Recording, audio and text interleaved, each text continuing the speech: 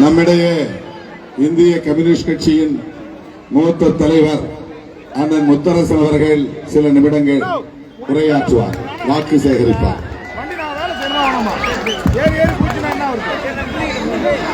பெருமதிப்பிற்குரிய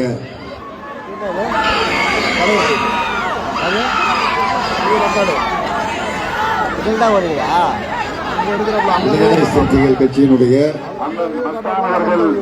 மேடைக்கு வருகிறார், வண்டிக்கு வருகிறார். திராவிட முன்னேற்ற கழகத்தின் மாவட்ட செயலாளர் மேலாளர் அமைச்சர் அண்ணன் மஸ்தான் அவர்கள் அன்புடன் வரவேற்கிறோம்.